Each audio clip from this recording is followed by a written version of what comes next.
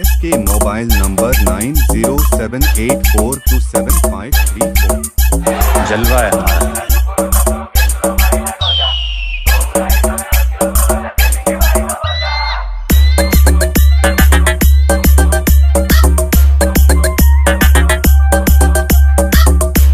इसके अनिल बॉस हरिपुर से, भद्रक से। या कुछ न कुछ तो गड़बड़ जरूर है।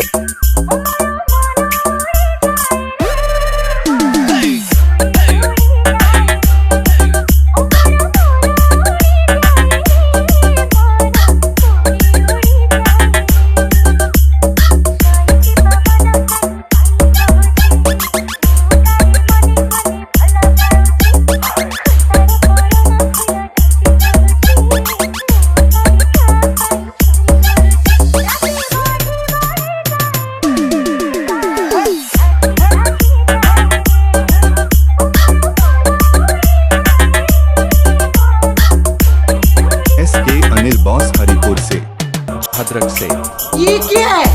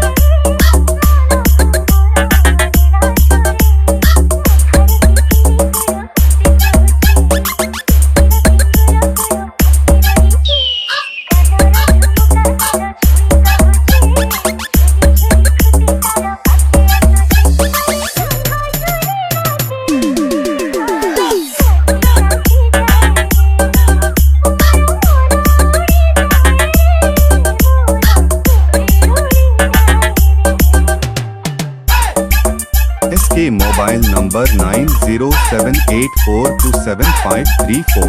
भद्रक से।